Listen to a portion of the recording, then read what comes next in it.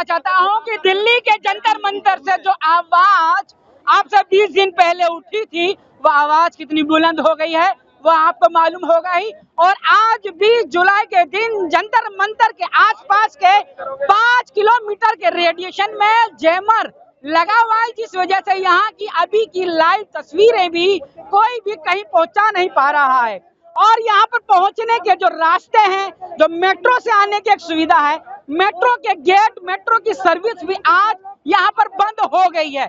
बस सेवाएं भी यहाँ तक नहीं पहुँच पा रही हैं। और जो लोग ट्रेन से आ रहे हैं वो लोग भी यहाँ नहीं पहुँच पा रहे हैं। इतने सारी चुनौतियों को स्वीकार करते हुए यहाँ के लोग फिर भी कदम दर कदम यहाँ आ रहे हैं। अब सवाल यह है कि जब इतना जोश देश का युवा दिखा रहा है तो आखिर सरकार क्यों नहीं समझ रही। सवाल यही है कि आप कितनी दूर से आए, देख रहे हैं बैग में 300 किलोमीटर से 300 किलोमीटर से क्यों आए हैं आप? यहाँ अपने भविष्य के बारे में आए, भविष्य की चिंता के लिए आए हैं। चिंता के लिए, बिल्कुल। तो जब भविष्य की चिंता के लिए एक प्रदर्शन किया जा रहा है, क्योंकि प्रदर्शन करना एक अधिकार है, उस अधिकार के तहत आप अपनी आवाज सरकार को बताने आए हैं। यस, बिल्कुल। अब सवाल यह है कि सरकार सुन क्यों नहीं रही है? अब ये कहाँ सुन रही है? इतने ये राजनीति है ना, ये बहुत ही गंदी चीज है। ये ऐसा मान लो, ये साले सुनो, ये सब चोरी है, ऐसा मान लो। ना राजनीति का तो देश नहीं चलेगा। मसला यह है कि राजनीति स्वच्छ और साफ होनी चाहिए। ये बाबा साहब के संविधान से चल रहा है ये देश। इनके कोई नेताओं के बुझ से नहीं चल रहा है ये। हाँ, आप क्या कहें, कहाँ से आए हैं आप? दिल्ली से ही हैं? हाँ, दिल्ली से ही हैं। किस लिए आए हैं आज यहाँ पर? देश को बचाना है। देश को बचाने। कौन सी मांग है? सोनम वांगचुक को सपोर्ट करने आए हैं।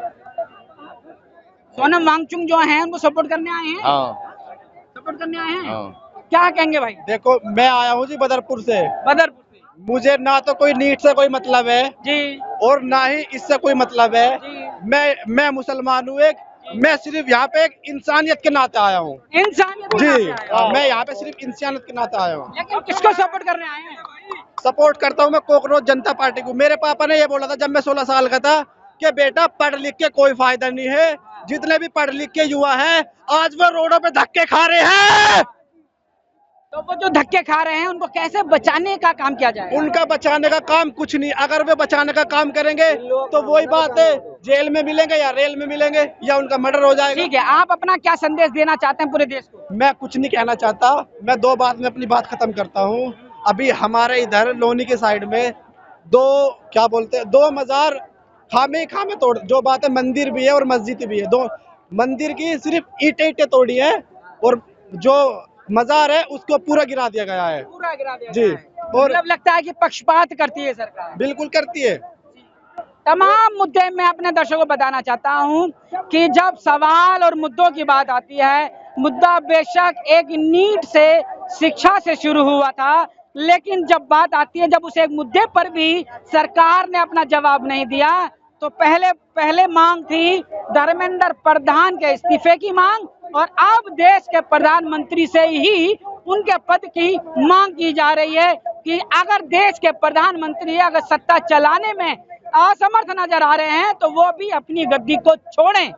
यही सवाल है। बिल्कुल बिल्कुल, मैं यही कहना चाहता हूँ। मैं भी बहुत दूर से आया हूँ, ठीक है, बिहार से। अब कुछ लोग कहते हैं जैसे एजुकेशन की कोई पर्पज नहीं है, एजुकेशन उतना जरूरी नहीं है, लेकिन हमारे लिए सबसे ज्यादा एजुकेशन ही जरूरी है। अगर एजुकेशन नहीं रहेगा तो यहाँ के लोग, जो युवा पीढ़ी अभी अनभक्त बन रहे हैं, वैसे अनभक्त में चूर होते जाएंगे।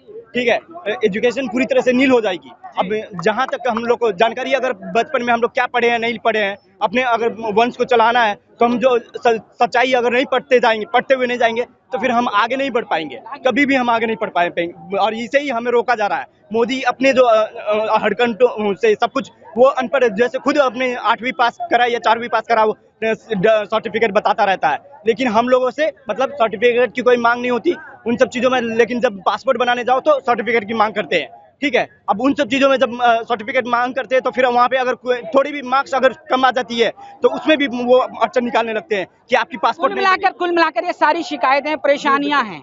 इन परेशानियों का क्या हल है? इन सब परेशानियों का यही हल है कि मतलब धर्मेंद्र प्रधान अपना इस्तीफा दे।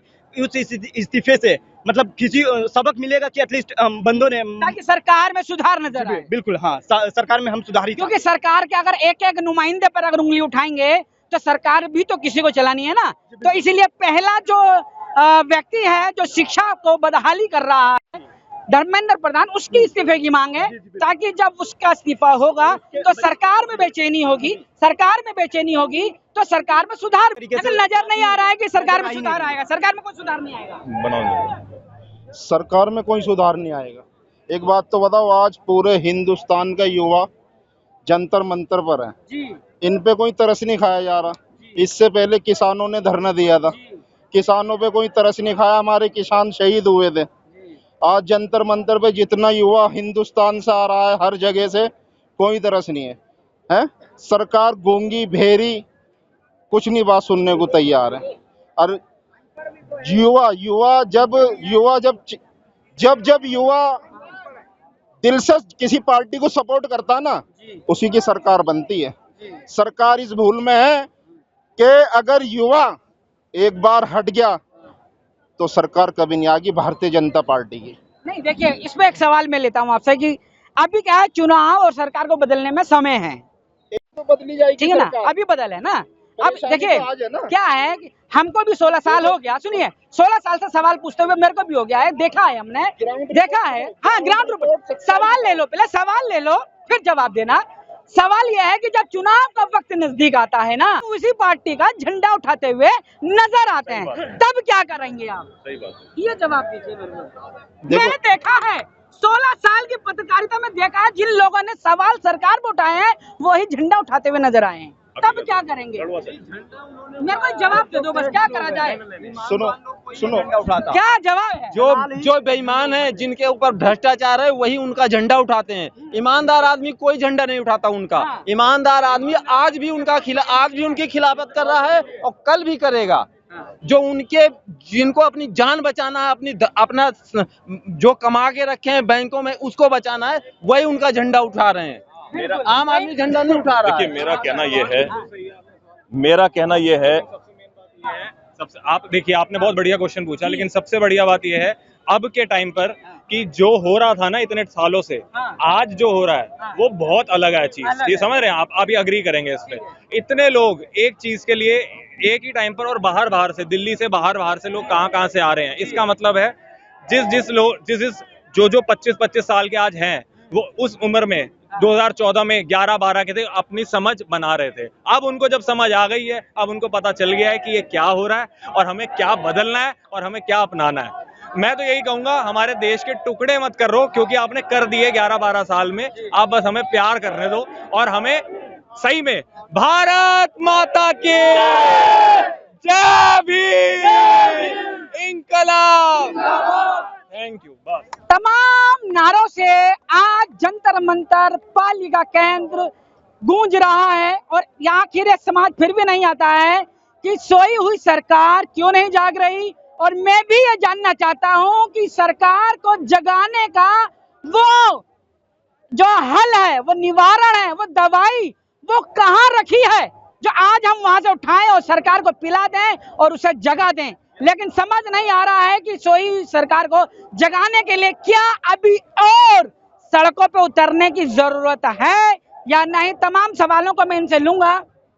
मेरा कहना यह है, समय समय पे मोदी सरकार लाठीचार्ज वगैरह वगैरह बहुत सारी कार्रवाई करने का काम कर रही है। मैं समझता हूँ एक शेर था, एक ही उल्लू काफी था गुलिस्ता करने को, हर साग पे उल्लू बैठ गया, अंजाम गुलिस्ता क्या होगा। आज अगर ये लोग आज इस चीज का प्रण लें कि जिन्होंने हमें बर्बाद करने के लिए आज हमारे ऊपर लाठी बरसाई, हमारा भविष्य का बर्बाद करने के लिए हमारा पेपर लीक किया, उनको हम सबक सिखाएंगे, वोट के माध्यम से सिखाएंगे। क्योंकि हमारे पास कोई और तो ऑप्शन है नहीं सरकार से लड़ने के लिए। हमारे पास ऑप्शन है वोट का अधिकार बाबा साहब ने हमें दिया है, और बाबा साहब ने हमें जीने का अधिकार भी दिया। कि देश के अंदर जो हमारे अब से 12 साल पहले हालात थे वो दोबारा लौटेंगे और देश तरक्की की तरफ जाएगा।